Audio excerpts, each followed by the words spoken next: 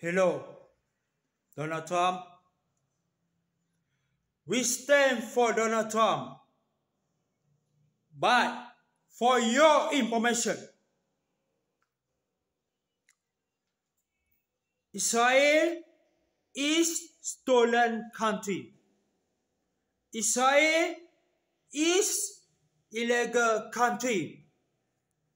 Israel is a terrorist country. Israel is a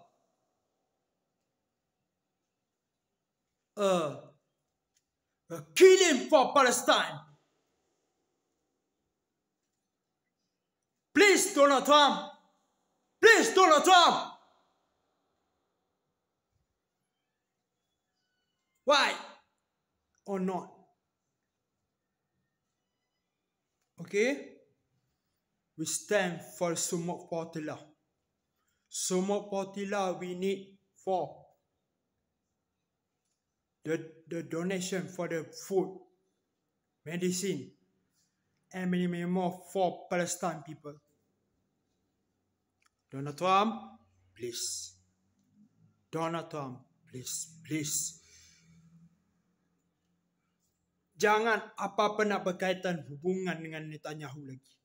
Netanyahu ada pemimpin yang paling pengganas, paling sial dekat dunia ni. Kau faham tak? Ha? Kau tak faham bahasa Melayu, nanti aku nak faham bahasa Melayu di hadapan Donald Trump tu sendiri. Faham?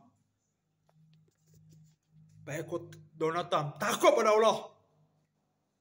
Kau faham tak? Ha?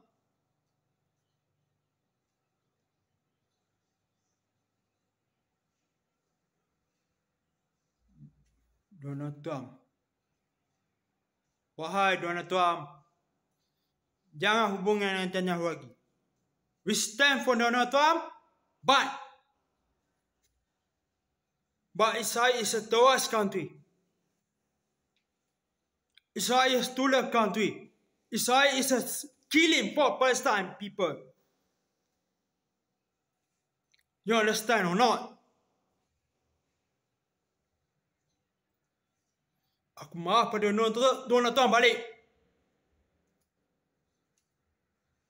Faham ke tak? Ha?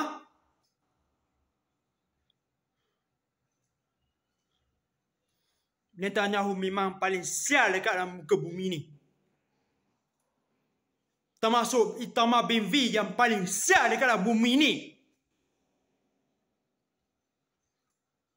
Netanyahu tak kasihan ke pada rakyat Palestin? Tak kasihan ke pada semua Portilla ni? Donald Trump pun tak kasihan pada semua Portilla dengan rakyat Palestin ke? Ha?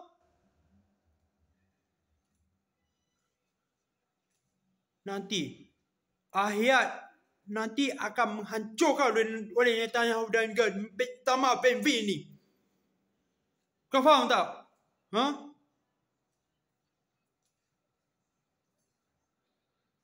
Suatu hari nanti, tahun 2027, Israel akan lenyap kat muka bumi ni. Ingat, biar hancurkan makhluk asing, biar akan hancurkan oleh Netanyahu sekali. Kau faham tak? Janji Allah oleh Israel tiada lagi. Teruskan kuno Razah. Rakyat Malaysia, seluruh dunia bersatu. Tak ke Islam maupun bukan Islam pun teruskan berjuang bagi rakyat Palestin. Malah kita sama-sama untuk sokong rakyat Palestin dan juga semua Portilla sampai bila. Allahu Akbar, Allahu Akbar, Allahu Akbar. Free Palestine, Free Palestine. We stand for Donald Trump, but for your information, Israel is a stolen country. Israel is a killing from Palestine people. Israel is a terrorist country. You understand, Donald Trump? Netanyahu, shut the fuck up.